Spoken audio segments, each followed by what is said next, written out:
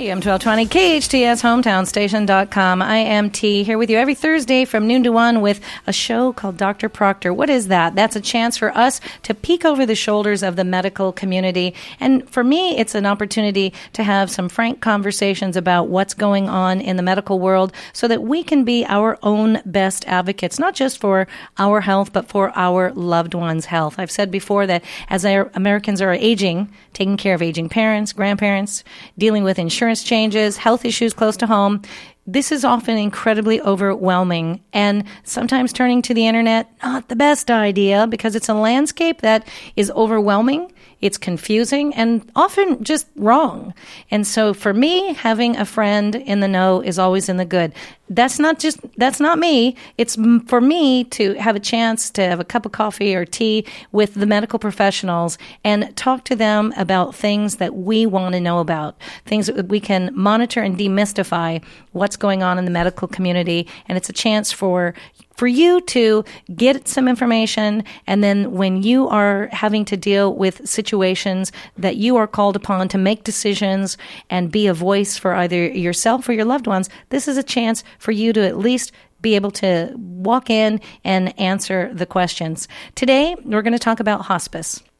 Now, hospice is one of those words that I know for many people, they immediately they'll close their eyes, they'll roll their eyes, and I have to tell you that for me, I feel like we give such great honor to when we're celebrating someone coming into this world, when babies are born, or there are opportunities to welcome new life. I feel sometimes that we need to take away some of the stigma of when we're dealing with someone during perhaps the last days, months, weeks, of years of their lives when an illness comes along. So what is hospice? Hospice is a specialized type of care for someone facing a life-limiting illness for their families and their caregivers, and addresses patients' physical, emotional, social, spiritual needs, really, truly everything. While I love the medical community and I love when we are dealing with medical issues, I personally feel sometimes we need help when it comes to addressing the emotional, the social, and even the spiritual needs. And this is where hospice comes in, because they can help patients and family and caregivers. It's a very wonderful thing. With me today, I have Rick Ferrante. He's the president of Home Care Services. I'm a huge advocate of taking care of yourself and your loved ones in your home setting. I think it is the most comfortable, the most honorable, and the most dignified thing we can do. And also with me is Vivian Thornton. She's from Amida Hospice Care. You can find, if you'd like to learn more about them, you can find them at amidahospice.com, AMIDA hospice.com. They are located here in the Santa Clarita Valley in Canyon Country. Hello to both of you, and thank you for being here today. Hello. Thanks for having us. Thank you. Now, hospice, again, for me, I've seen many people from personal experience, and when I discuss it here on the show, hospice sometimes is that conversation that people think they get hushed tones. And I've told you today, Vivian, before we started on the air, you're my people. You are some of my favorite, most honored individuals, because you attend to what is an incredibly difficult time in someone's life, and you step in and help them. And what I'd like to do today with your help and with Rick is to kind of go over some of the things that people think what hospice is and what it isn't. Mm-hmm. And I know one of the first things that people will often say, well, hospice care is only for cancer patients. I hear that a lot. Yes. And that's not the truth. No, definitely it's not. There are many other kinds of illnesses that are life-limiting, that are cutting down their time. And one of the most important ones that a lot of people are not knowledgeable about is Alzheimer's. Mm-hmm. Alzheimer's most definitely is one of those illnesses. And I know from my own personal experience, I've dealt with Alzheimer's, and there is often the idea that Alzheimer's is just a cognitive issue. It's something that affects someone's memory or someone's ability to, the thing about it's not where you left your keys, it's what a key does. But there are physical things that come along with that ultimately will require very intensive and care for a patient toward the end of Alzheimer's. Yes, definitely. Their motor functions become impaired, where they forget the ability to swallow, to use their utensils correctly, to walk even appropriately. Basically, all of the things that you learn as a baby, you start to lose them again in the end stages of Alzheimer's. And I think when it comes to a point, whenever we're dealing with a neurological issue that affects the body and the aging body, people have to remember that the brain is the computer. It's the computer. Yes. And the moment you start to take away functions of the computer, everything physical is affected by that. That brain sends messages down that spine to the limbs, to the organs, to everything that we do. And when that's an issue, we have to remember that those other things will come to pass. One of the other things I've often heard is hospice is only for the elderly. Right. Absolutely not. No. Hospice is for everybody. Everyone. Unfortunately. Yes. Everyone, all age groups. And it's whenever one of the phrases, when they say life limiting, I feel like that was probably a key phrase that we have to remember, that when there comes a point when the brain, the heart, the organs, things that don't want to or are incapable of prolonging our next phase, it becomes life limiting, and this is where hospice is for anyone. A lot of people believe that hospice is just for the patient, and that's not true at all. No, absolutely. The families are absolutely crucial and important. These are the ones that are actually taking care of that loved one, of our patient. And the idea that you come in and you assist, not just with, one of the first phrases I learned with hospice was a Chuck's pad. And it's like, what is that? I don't know what that is. I know what it is now. Right. But you guys came in and you educated us not only on the illness, but all of the support things that were required to help us help the patient. And and as I said before, hospice addressing the physical, you also come in and you help with the emotional. This is an incredibly difficult stage for everyone when hospice comes in, and you guys are the ultimate coaches and the ultimate hand holders and the ultimate shoulders. I do have, as I say, great awe and respect for what you do, because it's a very involved job. I don't know that it's tough. It's not the word I think I want to use, but it's very involved. You're the Swiss Army knife of all things needed when someone is at this point. And it's absolutely personal and individualized. Every situation is very different. Now, one of the other things I've heard is that hospice, and I want to talk about this a little bit, because here in California we are kind of limited. It's not just facilities, and we don't have a lot of them in the state of California, hospice facilities, but hospice, you guys take care of the patient in the home. Yes. But if someone's in the hospital, you also can come in and talk to the families and the patients, and you're brought in. Absolutely. Yes, definitely. One of the things that a lot of people don't know is there is such a thing as explanation of benefits, which is absolutely free. When those families have questions, when they want to know what we offer, if they're ready for that program right now, give us a call. Let the nurse come out and talk to the families themselves so that we can explain to you in detail with sitting down, talking to you in a personal space at your home, in the hospital. We'll meet you wherever you are, because the situation is very different and complicated depending on what's going on. So we will come out, we will explain it to you. You do not have to feel obligated in any way. We're here to support you, to show you, and to teach you what hospice is and what we can do for these loved ones and their patients. One of the other questions or concerns I've heard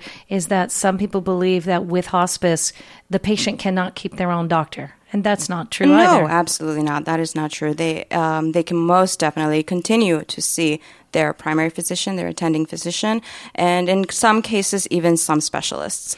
And I think that's what's frightening for a lot of people when they are having to address hospice. The idea that, all right, well, I'm going into hospice. That's it. I'm done. And no.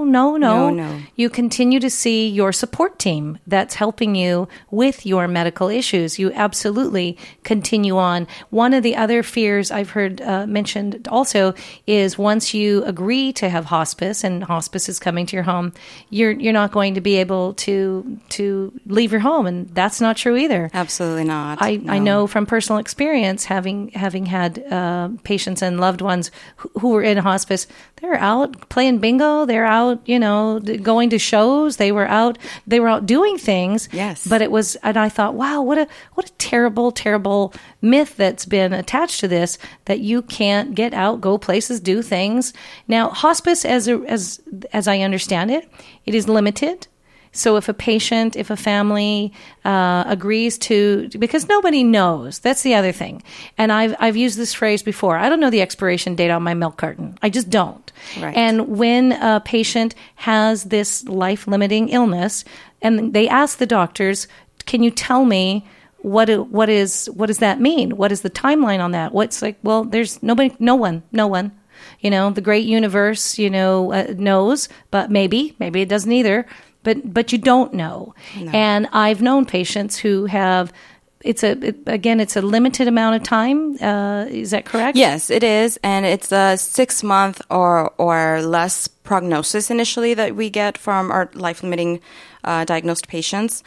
If you are with hospice services for 6 months and that's what we would call an extended prognosis, we would discharge you from our hospice and services. I have a relative who that was the very thing that happened. We signed up for hospice, and she was doing phenomenally well. Mm-hmm. And at 6 months, we'll call you when we need you. And then she was not on hospice, and she had an amazing, incredible, period of time. Ultimately, we did call hospice back in, but you don't sign up and then that's. I think that's a great fear that I've seen in patients. Well, if I'm 6 months means 6 months. No, that doesn't mean 6 months. You can come back to it. Hospice care is expensive, is what people have said to me.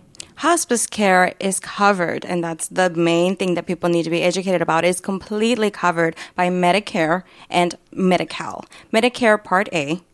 And Medi-Cal, depending on your HMO, but for the most part, it is absolutely. And some PPO and private insurances as well have hospice coverages as well.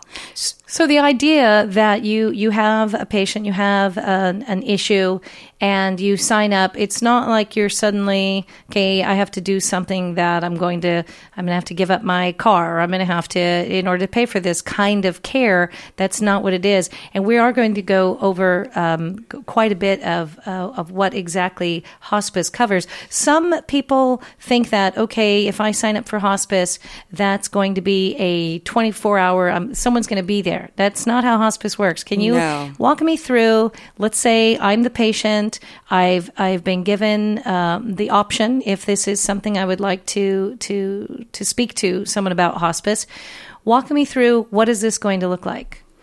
Well, it definitely depends. Like I said, it's individualized. So we do not have an exact plan that we have for everybody. We come in and we look at you individually and we see what your needs are, what the family's needs are. And from there, we establish that plan of care. And that would be equipment. That would be that would be medications, equipment. That would be skilled nursing visits that will follow up with you depending on the need of the patient. It can be and every patient's different. Of course. It could be once a week, 3 times a week. It could be daily. And we also, because we are hospice, we have emergency services, which are as needed.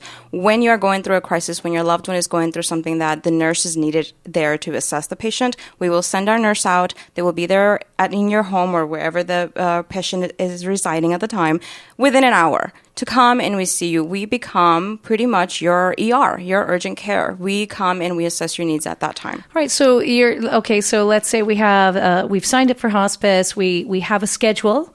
Nurses coming in, doing vitals, yes. and checking in, making sure that the care level is being met, and if things need to be changed or new equipment or new things are being brought in. But the idea that, all right, you're on the clock. You're coming at 3:00. We know you're going to be there Tuesday. We know you're going to be there Thursday. 10, 11 o'clock at night. And again, people don't have crises on banker's hours or anymore, really everybody's hours. Everybody's like done at 5. What do you mean done at 5? 11 o'clock at night, 12 o'clock at night. Hospice is there for you. Hospice is there 24/7. Absolutely. We do have our on-call crisis line nurse that we have available to you who has access to your charts, your information. We know the medications that are readily available to you. We guide you through the process. In the meanwhile, we are also looking for a nurse that's going to come out and see you, that's going to come out and assess you and help this family and make sure that everything is under control and you know exactly what the steps are that need to be taken care of. Now, Rick, you're my quiet voice over here, my Calvin Coolidge, Rick Ferrante, who's the president of Home Care Services. Walk me through a bit of your relation with hospice. Yeah, it's really interesting. So we're talking a lot about the misconceptions. We're talking about kind of definitions and that kind of thing. And this is the kind of thing we go through all the time. So here we are, we have our case management that is in with the family and talking with them and dealing with the situations in terms of somebody needing care at home. Well, obviously, there are stages and there are times when that kind of situation becomes one that is going to require something more. Maybe it's home health, maybe it's palliative, maybe in this case it's hospice. And you're right, these are the hardest conversations, and they're the hardest ones not because necessarily, well, there's two reasons. One, because of the misconceptions, but two, because nobody wants to talk about it. So you're sitting there and you've got this situation where you look at it and say, this is really what would be the best for this patient and this family, to have hospice in here, and then working with either the family themselves as caregivers or us as professional caregivers, or both. A lot of times it's just both. And so you have that whole continuum when everybody's on the same page and working towards the same things with the dignity, with the whole kind of comprehensive approach for in the home. Well, again, you kind of go back to what are the roadblocks to that? Well, there's a lot of resources out there. Really, the roadblocks are our emotional state, right? People are sitting there and I don't want to talk about it. Emotional roadblocks are the things that make it difficult to provide the patient with optimum care. And if we can get that out of the way, then we can help our loved ones. And I want to read this quote really quickly because I thought this was really lovely. The goal of hospice care is to enable you to have an alert, pain-free life, because often with end-of-life, in-stage issues, it's pain, it's nausea, it's vomiting, it's difficulty breathing, and the idea that we need to have conversations about really difficult issues that affect our loved ones is those are the things we want to address. That's important. Look what you said there. You said an alert, pain-free life. You didn't say an alert, pain-free death. No. That's the problem, and it's difficult to talk about because, again, this is a tough situation. It's a tough time of life. But the point is that if you can talk about it, then you get past the misconceptions, and then you get past and you get to what is positive, which is hospice isn't about death. Hospice is about life and this stage of life. And if with your case manager, with your family, with and professionals on all areas of the spectrum, then that can be a really positive experience. And I think communication is first and foremost, and it's something we're often afraid of. We know that the technical things are there. We know that the physicians are there. We know the nurses are there. We know the care, the support team is there. And then when the word hospice is presented, suddenly the technical seems to blur with the emotional, the spiritual, and that is really difficult. If we can bring communication back to the table and take a little of the fear out, I think it's so important. Again, we're talking with Rick Ferrante, president of Home Care Services here in Santa Clarita. You can find them at homecaresantaclarita.com. We're also talking with Vivian Thornton of Amida Hospice Care. And you can find them at Amida Hospice, AMIDA hospice.com. We're having an opportunity today to bring up some questions and, again, demystify where we can, what hospice is, how we help our loved ones have the best quality existence that they can have when they are presented with a life-limiting issue that we need to address. Again, the goal of hospice care, enabling a person to have an alert, pain-free life and to live each day as fully as possible. And this is what hospice does. Hospice care affirms life and views death as a natural process and bringing in some kind of dignity and comfort and taking care of our loved ones to the best of our ability. You're listening to Dr. Proctor here on your hometown station, AM 1220 KHTS.